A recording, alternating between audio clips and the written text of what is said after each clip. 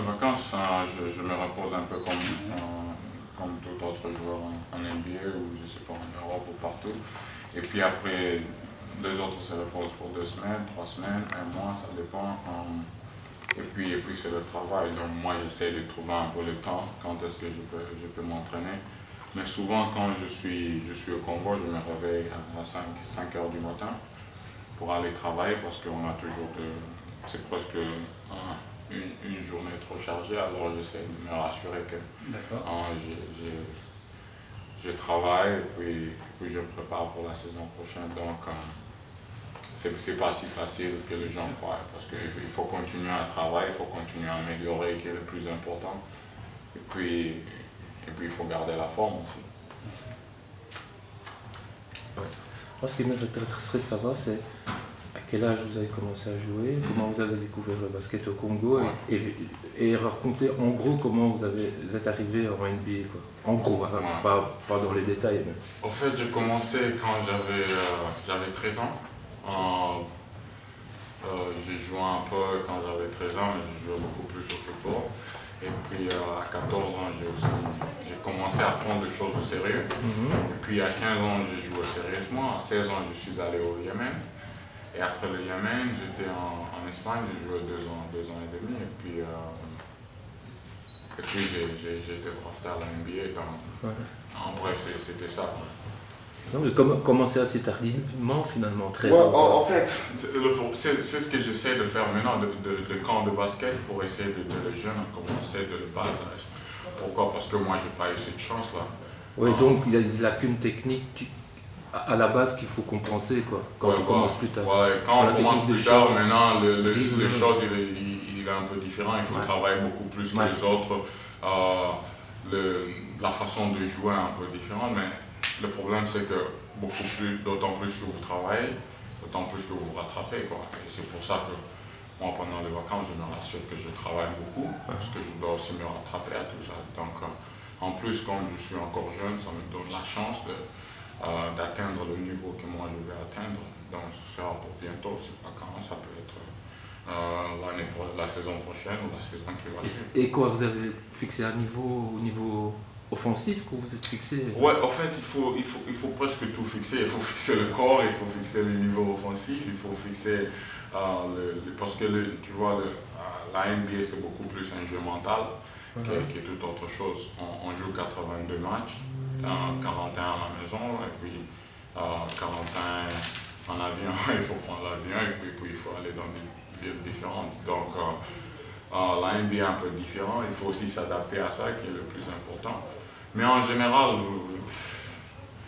la NBA c'est la NBA, quoi. On joue et puis on s'amuse aussi un peu. Il ne faut pas prendre le travail trop sérieux et oublier qu'il faut vivre. Dans une saison comme ça où il y a 82 matchs, vous avez de temps en temps le temps de faire autre chose que du basket? Impossible. Impossible. On joue 4 fois par semaine. Donc c'est quasiment impossible de faire toute autre chose. Et en plus de cela, si vous voulez accomplir quelque chose, il faut être concentré. Dieu merci, j'ai la chance d'être là et passer le temps avec les jeunes. Et puis, plus que toute autre chose, c'est de finir la saison sans blessure. Et ici, j'ai appris que vous alliez aller au Congo. Et quoi, vous allez apporter votre expérience de vie aux jeunes Congolais pour montrer que c'est possible d'arriver au plus haut niveau? Oui, bien sûr. Bien sûr, c'est pour ça que j'essaie de passer un peu de temps avec les jeunes, c'est juste pour me rassurer que je les aide d'une façon de leur motiver. Pourquoi? Parce que moi, si j'étais jeune quand même, quoi, et puis j'ai commencé le basketball quand j'étais au Congo. Donc, quitter le Congo à Lubumbashi, aller au Yémen et puis l'Espagne, tout ça c'était en espérant un jour être en NBA, quoi. Bien que j'ai travaillé dur. Donc, c'est un exemple pour les jeunes Congolais en disant voilà, c'est possible d'arriver au plus haut niveau, même quand on vient du Congo, qui est un pays qui a quand même quelques problèmes, ça en étant gentil. Donc voilà. Et vous êtes connu au Congo? Bien sûr. Bien sûr. Parce que moi, je ne m'imagine pas, quoi. Je dis, le basket, c'est un sport populaire au Congo? Oui, c'est un sport populaire. C'est juste après le football qu'on a le basket. Et que maintenant, on essaie encore de le relever comme la Belgique, c'est la même chose qu'on essaie de faire au pays, quoi. Et pour moi, j'essaie de voir comment on peut aussi travailler ensemble parce que compte tenu de l'histoire qu'on a entre la Belgique et le Congo. Donc, pour moi, c'est juste une façon d'aider les jeunes à aller de l'avant ou préparer la génération prochaine, notre génération, quoi. Parce qu'il ne faut pas oublier que j'ai encore 2 ans. Donc, c'est ça. C'est passé très vite pour toi, en fait, entre les 16 ans où tu quittes le Congo avec, je pense que tu vas au Yémen dans l'espoir avec 2 amis, je crois, dans l'espoir de devenir pro. Et aujourd'hui, tu es déjà après 4 saisons 4 saisons. C'est un parcours beaucoup de choses en très peu de temps. C'est ça que tu veux aussi montrer, que c'est possible en ayant commencé tard, avec des conditions pas forcément habituelles. Le Yémen, il y en a d'autres, c'est la NCAA, tu vois, le parcours plus classique. Mais finalement, tu y es, c'est pour montrer à tous les jeunes Congolais qu'avec le travail, on... Bien sûr, bien sûr. Et moi, j'essaie d'utiliser ça d'une façon de motivation pour les jeunes, quoi. Leur dire, voilà, donc j'ai eu la chance de parler avec quelques-uns de... mon parcours, c'est vrai qu'il est différent de plusieurs, mais à la fin, c'est que c'est un rêve de tout jeune de jouer en NBA et puis de faire partir de la vie de quelqu'un d'une façon de dire voilà, j'aime bien ce joueur-là et un jour je vais être comme lui. Donc pour moi j'ai remercié le bon Dieu d'être dans cette situation parce que en fait, c'est pas donné à tout le monde. Moi aussi, quand j'étais petit, je regardais beaucoup de joueurs et je me disais un jour je vais être comme eux. Aujourd'hui, il y a beaucoup de jeunes au Congo, ainsi que dans le monde entier, qui mettent la NBA ou je sais pas, qui vont à un match NBA, ils viennent au match et puis ils disent un jour je vais être comme toi. Et ils écrivent chaque fois sur Twitter et tout ça. Donc ça, pour moi, ça me motive à travailler durement, quoi. Par conséquent, pendant les vacances, il faut prendre un peu les choses au sérieux. Est-ce que c'est facile à gérer? Parce que ce que tu dis là, c'est venu à toi d'être un modèle, mais tu n'as que bientôt 23 ans. La NBA, c'est aller partir très loin, jouer à un tout autre niveau les 82 matchs, c'est aussi des salaires, donc un peu de notoriété à gérer. Tu gères ça facilement ou il a fallu un temps d'adaptation? Il y a des gens qui peut-être pour répéter. J'ai une agence qui me traite super bien, ils prennent soin de moi. Ça, c'est le plus important. Et puis, presque tout le monde qui travaille avec moi, il m'aide à arranger les choses. C'est vrai qu'au début, c'était pas facile quand vous arrivez comme ça. En fait, c'est beaucoup d'argent qui vous vient en banque. En plus de cela, vous avez directement une image qui est différente. Donc, c'est vrai que les choses sont parties trop vite, mais après, moi, je crois que chaque chose se passe. Tout ce qui se passe dans nos vies, ça se passe pour une raison, quoi. Et je suis où je suis pour une raison. Donc, pour moi, je ne fais que remercier le bon Dieu et continuer à travailler parce que le parcours, il est encore énorme. Et alors, en parlant d'un autre Congolais, belgo-congolais, Lydie Mbenga, tu le connais? Oui, bien sûr, je ne le connais pas personnellement, mais de loin, j'ai eu la chance de le connaître quand il jouait avec le Lakers. Donc, je ne sais pas s'il est ici ou pas. J'ai aucune idée. On n'a pas trop de nouvelles non plus. Non. J'ai aucune idée, mais c'est comme j'ai dit, pour moi, le plus important, on essaie de voir comment tous les joueurs internationaux peuvent s'unir pour enfin d'aider l'Afrique ou je ne sais pas quoi. Donc, tu l'as suivi quand il était en NBA, tu savais qu'il y avait là un joueur belgo-congolais qui était en train de devenir un peu le protégé de Kobe, là, avec un rôle très défensif. Tu avais suivi ça à distance à cette époque? En fait, oui, j'ai suivi ça à distance. Moi, personnellement, j'ai commencé à regarder la NBA que quand je suis arrivé en Espagne. D'accord. Au Congo, j'ai regardé la NBA de temps en temps, rarement. Parce que vous savez, au Congo, il faut avoir des moyens pour payer, tout ça. Donc, c'était différent. De temps en temps, oui, j'avais la chance de voir tous ces matchs. Et puis quand je suis arrivé en Espagne, c'est là que je voyais la NBA régulièrement. Donc, c'est à partir de là que j'ai commencé à voir des choses différentes. Donc, mais moi, à chaque fois, je me disais que je finirais à jouer en NBA parce que je travaille dur et j'ai le plus important, c'est que je crois en moi-même et puis je crois en Dieu, quoi. Donc, et l'objectif, c'est... Ouais, l'objectif c'est de gagner un championnat en NBA. Donc, je crois que c'est l'objectif de tout joueur en NBA, quoi. C'est pas seulement se faire de l'argent, c'est bien de se faire de l'argent, mais à la fin, il faut gagner quelque chose, sinon on joue pour jouer, quoi. Un titre de Defensive Player of the Year, ce serait aussi... Oui, ça c'est l'un de mes objectifs, oui, c'est l'un de mes objectifs. Et c'est pour ça que je suis en NBA, c'est pour ma défense, il ne faut pas l'oublier aussi. Donc, je garde ça en tête et c'est bien sûr l'un de mes objectifs. J'essaie de voir des matchs de temps en temps pendant mes vacances, juste pour voir comment je peux aussi améliorer les choses. Donc, oui, c'est l'un de mes objectifs. Ça pourrait être pour bientôt, on est patient. Je veux dire, quand on voyait encore joueur, je ne sais plus lequel, mais à 39 ans, il vient de signer un contrat. Donc, qui ça? Je ne sais plus, mais j'ai vu ça dans le journal ce matin. Ouais. Mais là, avec 23, donc il y a encore 16 ans pour avoir tout ça, quoi. Oh non, j'ai encore... Tu parlais de Tyson Chandler, peut-être? Ouais, ça doit être ça. Il a signé un contrat à Phoenix. À 39 ans, quoi. Non, il n'a pas 30 ans, il est plus jeune, lui, mais... Non, j'ai vu dans le journal ce matin. Ouais, c'est un autre, je pense, 39. C'est une fierté que de déjà appartenir au tout meilleur défenseur. Déjà là, quand on lit, j'ai encore regardé le Charlotte Observer il y a pas longtemps, le visage de l'équipe change quand tu es sur le terrain, l'attitude de l'adversaire aussi pour la trajectoire des ballons avec ton côté. Voilà, c'est pas rien, quoi. C'est ça qui t'a permis de faire ta place en NBA, mais c'est quelque chose que tu veux vraiment encore développer. Ouais, il faut encore, pour moi, l'objectif c'est de développer, arriver à être l'un des meilleurs ou le meilleur défenseur en NBA, quoi. Le problème aussi, c'est que ça prend du temps. Sur la NBA, il y a des joueurs qui sont super intelligents. C'est pour ça que c'est la meilleure ligue au monde. Donc, pour arriver à gagner ces titres-là, il faut mettre beaucoup de travail. C'est ce que je fais chaque jour. Et puis il faut passer du temps à voir beaucoup de films.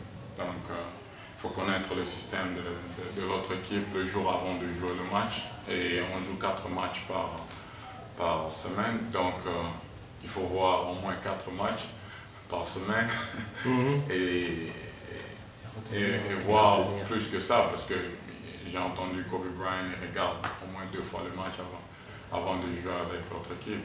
Je me rappelle ma première fois quand je suis arrivé en NBA, on jouait contre Miami et puis c'était LeBron James et il connaissait chacun de nos joueurs. Et chaque fois que l'un de nos joueurs rentrait sur le terrain, il va dire à son défenseur, voilà, lui c'est un shooter, il va à gauche, il fait ceci, il fait cela, et moi j'étais là, je me dis, ok, ça c'est très intéressant, c'est très intéressant, et il ne va pas défendre sur lui, mais au moins il connaît tous les joueurs, donc ça c'est ce qui fait la différence entre tous ces All-Stars et le reste des joueurs. Et moi je crois que c'est ça l'objectif en NBA, c'est d'arriver à être l'un de ces joueurs-là. Non seulement se faire aussi de l'argent, parce que même si LeBron gagne de l'argent, mais on sait au moins que ce qu'il fait sur le terrain, c'est incroyable. Donc il faut beaucoup de respect à tous ces joueurs. Donc ça, tu le fais l'étude de l'adversaire à chaque match pour au moins le secteur intérieur. Oui, puis on nous donne le scouting report, juste pour nous dire, voilà, le joueur X, il fait ceci, il fait cela. Donc il faut arriver à mémoriser tout ça en tête, et puis il faut mémoriser le système de leur équipe. On le fait chaque matin avant le match ou le jour avant le match. Donc, ça dépend. Si on joue en back-to-back, c'est back-to-back. Back-to-back. Quand on joue un back-to-back, donc c'est presque un... Ça n'existe pas en vrai. Ça n'existe pas? Ouais, donc si on joue aujourd'hui on joue le lendemain, c'est un peu différent, donc il faut beaucoup plus travailler mentalement que physiquement. On parlait d'un joueur, on a parlé de Diabenga. Si je te vois que Dikembe Mutombo, c'est aussi quelqu'un dont tu as suivi le parcours de la génération bien sûr. précédente, avec des qualités aussi défensives. Il a peut-être lui fait connaître les qualités défensives avec son geste, etc. Ça te parle? C'est quelqu'un que tu as... Oui, bien sûr, bien sûr. Je parle avec lui de temps en temps et en plus, il est en train aussi de beaucoup travailler au pays pour arranger les choses. Donc, c'est ce que je dis, le plus important aussi, il ne faut pas l'oublier, c'est pas seulement de se faire de l'argent, c'est de ne pas oublier où on vient. Et moi, à chaque fois quand je rentre pour faire tous ces camps de basket afin d'aider les jeunes à aller aux États-Unis ou à être dans de bonnes conditions, c'est parce que je sais d'où je viens et puis en plus de cela, je sais combien et comment les jeunes sont en train de passer parce que je sais que je jouais au basket sans chaussures. C'est de là que vient ta générosité à tous les niveaux, dans l'effort, avec des gamins. Si j'ai bien vu, avec un sans-abri dans Chicago, ça peut venir comme ça. C'est parce que tu sais vraiment d'où tu viens et tu es tellement heureux qu'avec ce travail tu arrives là, tu veux redonner un maximum. Bien sûr. Aux personnes. Bien sûr, en fait, moi je m'amuse bien avec les gens. Je m'amuse bien et parce que je sais que peut-être dès ce moment où je parle avec l'un de ces jeunes, il va aller chez lui à la maison, il va dire ok, je dois avoir des objectifs parce que j'ai vu ce joueur, je peux être un jour comme lui, tout ça. Donc, moi je crois que le plus important aussi j'ai eu beaucoup de conversations avec mes coéquipiers, c'est de se rassurer que quand on est devant un jeune, on peut le faire sentir trop spécial parce qu'à partir de ce moment-là, ça peut changer sa façon de voir les choses, sa façon de penser et tout ça. Mais pour moi c'est ce que ça me rend la vie facile, quoi. Être avec les jeunes, ça me rend la vie facile. Je suis joyeux quand je suis avec les jeunes. Et puis non seulement que ce sont aussi mes vacances, mais je passe de bons moments avec les jeunes. Donc. Okay, quand on est tout jeune joueur, qu'on arrive en NBA et qu'on passe ses premières saisons avec Michael Jordan comme président ou comme boss, ça facilite ou ça complique les choses? Parce que j'imagine que tu le connaissais en premier de tous ceux que tu as ouais, en fait, c'est pas que ça facilite les choses. Je me rappelle quand je suis arrivé, on n'a pas eu une saison très bonne, on était une de mauvaises équipes dans la ligue. Mais le plus important que lui disait, c'est de continuer à travailler dur. Le plus important aussi, tu dois savoir que je suis en train de travailler le plus dur que je peux, je suis en train d'améliorer ma façon de jouer. Et ça, c'est tout ce que lui, il demandait. Il y a des contacts individuels avec toi? Oui, j'ai parlé avec lui plusieurs fois. Et il m'a beaucoup aidé. Donc, moi, je crois que le parcours, il est encore long. Je suis encore trop jeune. Et une autre chose, c'est qu'il faut avoir la patience dans ce procès. Il faut croire en son travail et puis avoir la patience parce que tout le monde est où ils sont pour une raison. Donc moi, je suis où je suis pour une raison et je suis trop patient. Mon prime, how you say prime? Le meilleur moment. Le meilleur moment d'un joueur NBA pour moi n'est même pas encore arrivé. Donc je suis trop patient et puis je travaille dur. Donc ça c'est ce qui est important pour moi. Bien sûr. Parlant de travailler dur, donc il y avait Patrick Ewing aussi dans le staff avant de Charlotte. C'est une légende du basket américain qui t'a fait travailler aussi en individuel, avec qui tu as pu prendre des conseils. C'est impressionnant au début ou très vite quand on est dans le système NBA, on se dit ok, c'est mon assistant coach et c'est la routine, parce que tu vois pour nous ça reste Patrick Ewing, tu vois, on est très loin.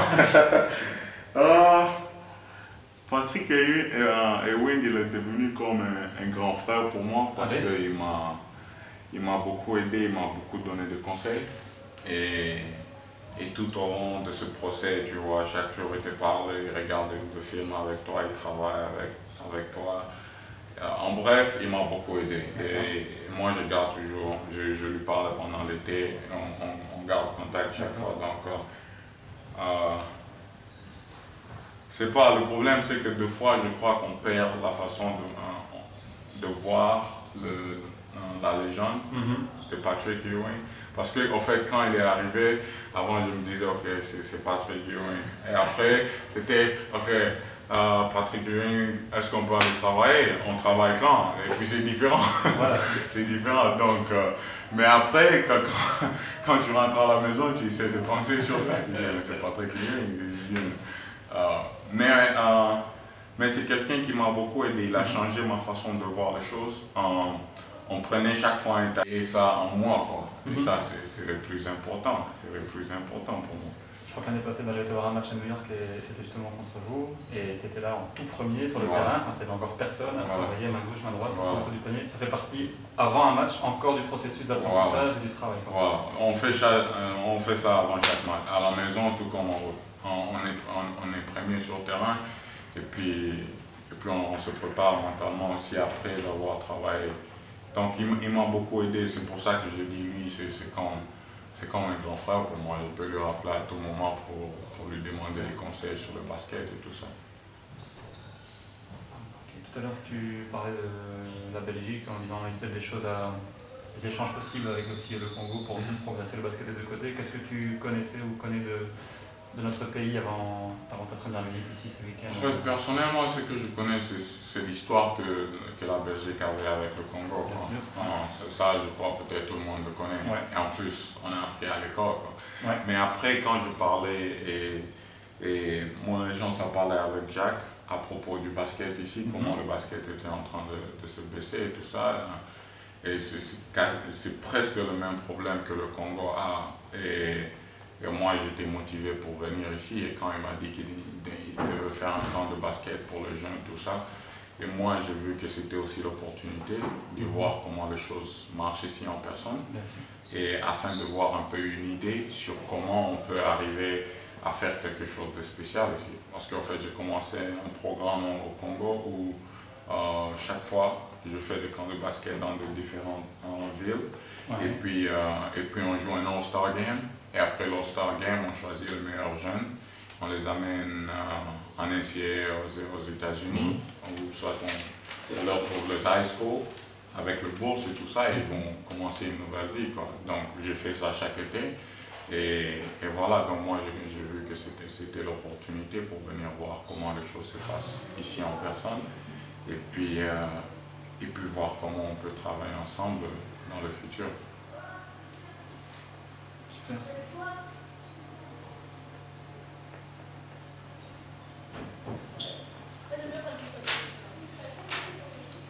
Super.